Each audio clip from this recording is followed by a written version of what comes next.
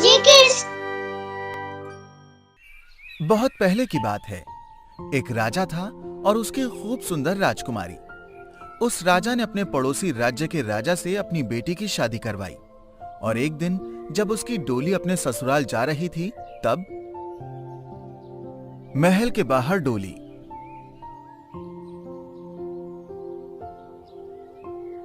बेटी जाओ तुम अपने ससुराल और खुश रहो। बेटे अपना ध्यान रखना, हमेशा खुश रहना। माँ पिताजी, आपका आशीर्वाद है मेरे साथ, तो मुझे किस चीज का डर। मैं तुम्हारी दासी को तुम्हारे साथ ही भेजता हूं ताकि तुम्हें कोई तकलीफ ना हो। ठीक है पिताजी, जैसी आपकी इच्छा।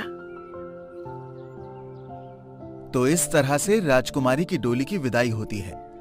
धीरे धीरे जब वो आधे रास्ते पहुंचती है, तब सब खाने के लिए रुकते हैं और थोड़ा विश्राम करते हैं। तब राजकुमारी का नियम था कि बिना स्नान किए खाना नहीं खाना है, इसलिए वो नदी में नहाने जाती है। नदी किनारे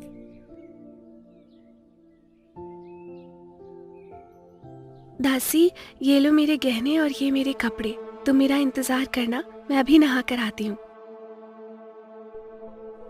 जी राजकुमारी, जैसे आपकी इच्छा। पानी बहुत ही ठंडा है, मैं 2 मिनट में आई।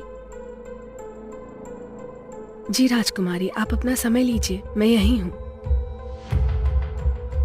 दासी अपना दिमाग लगाती है और वो अपने कपड़े बदलकर राजकुमारी के कपड़े और गहने पहन लेती है और अपने कपड़े वहीं छोड़कर जाके डोली में बैठ जाती है। डोली वालों को लगता है कि राजकुमारी आ गई हैं, तो वो चलने लगते हैं। जब राजकुमारी बाहर निकली तो देखती है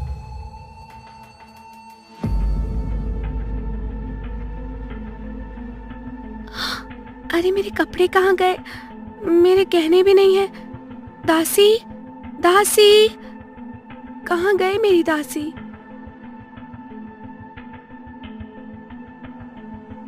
वहां पड़े दासी के कपड़े पहनकर वो बाहर आती है और अपने कपड़े, अपनी डोली और दासी को ढूंढने लगती है।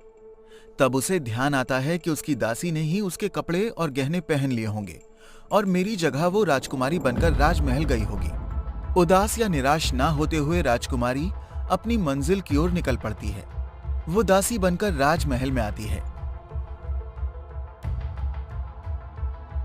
राजमहल के बाहर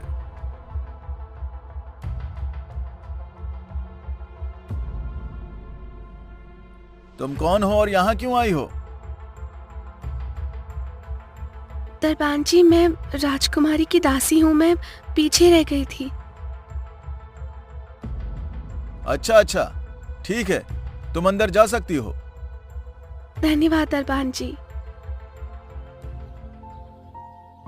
राजमहल के अंदर वो दासी बनकर राजा की खूब अच्छी सेवा करती थी। उसने अपनी सेवा से राजा का मन जीत लिया था। राजकुमारी की दासी, जो कि रानी बनकर राजमहल में रह रही थी, वो इस बात से अनजान थी कि राजकुमारी दासी बनकर यहीं इस महल में है। एक दिन जब राजा कहीं जा रहे थे, रानी मैं बाहर जा रहा हूं, क्या तुम्हें कुछ चाहिए अपने लिए? मेरे लिए गहने ले आइएगा। ठीक है, तुम और तुम्हारे गहने। कुछ और? नहीं। दासी, मैं तुम्हारी सेवा से बहुत प्रसन्न हूं। तुम्हें कुछ चाहिए अपने लिए तो बोलो। जी राजा जी, मेरे लिए आप गुड्डा गुड़िया ले आइएगा। आपका खूब खूब आभार रहेगा। बस गुड्डा गुड़िया ही? जी राजा जी। ठीक है। इस तरह से राजा सबके लिए अलग अलग चीजें ले आते हैं और अपनी रानी के लिए खूब सारे गहने और दासी राजकुमारी के लिए एक गुड्डा और एक गुड़िया लाते हैं और उसे देते हैं। दासी, ये लो तुम्हारे गुड्डा गुड़िया। आपका खूब खूब आभार राजा जी। चलता हूं। रोज रात होने पर दासी राजकुमारी अपने कमरे में जाकर गुड्डा गुड़िया को सामने बैठा लेती और उन्हें ये कहानी सुनाती थी। दासी का कमरा। गुड्डा गुड़िया, तुम सुनते हो? जी दीदी। जी दीदी। मैं एक राजा की बेटी थी, मेरी शादी हुई। गुड्डा गुड़िया, क्या तुम सुन रहे हो? जी दीदी। जी दीदी। फिर मेरे पिताजी ने मेरे साथ एक दासी को भेजा जो मेरी सेवा कर सके। गुड्डा गुड़िया, क्या तुम सुन रहे हो? जी दीदी। जी दीदी। रास्ते में नदी किनारे बारात खाना खाने रुकी। गुड्डा गुड़िया, क्या तुम सुन रहे हो? जी दीदी। जी दीदी। मेरा नियम था कि नहाकर ही भोजन करना, इसलिए मैं दासी को लेकर नदी में नहाने गई। गुड्डा गुड़िया, क्या तुम सुन रहे हो? जी दीदी। जी दीदी। फिर दासी रानी बनकर राजा के महल पहुंची और मैं पीछे रह गई। गुड्डा गुड़िया, क्या तुम सुन रहे हो? जी दीदी। जी दीदी। शर्म के मारे मैंने ये बात किसी को नहीं बताई। मुझे लगा मेरी किस्मत। गुड्डा गुड़िया, क्या तुम सुन रहे हो? जी दीदी। जी दीदी। अब मैं क्या करूं? मुझे समझ नहीं आता। इस तरह से राजकुमारी रोज गुड्डा गुड़िया को अपनी कहानी सुनाया करती थी।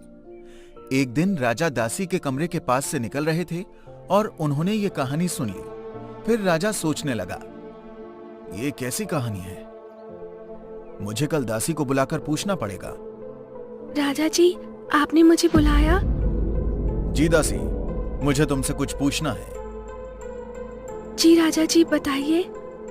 कल जब मैं तुम्हारे कमरे के पास से निकल रहा था तो मैंने तुम्हें एक कहानी बोलते सुना। जी राजा जी, कैसी कहानी? तुम्हारा नाम क्या है? तुम कौन हो? जी राजा जी, मैं सीतापुर के राजा की बेटी राजकुमारी सीता हूँ। फिर तुमने बताया क्यों नहीं? मैं कैसे बताती? मेरी बात का कोई यकीन ही नहीं करता। तो फिर जो मेरी रानी बनकर आई है वो तुम्हारी दासी है? जी राजा जी। राजा अपने दरबान को भेजकर दासी जो रानी बनकर आई थी उसके नाक और कान काटकर उसको कारावास में बंद कर देता है और राजकुमारी को अपनी रानी बना देता है। तो इस तरह एक बार फिर हमेशा की तरह सच्चाई की जीत होती है।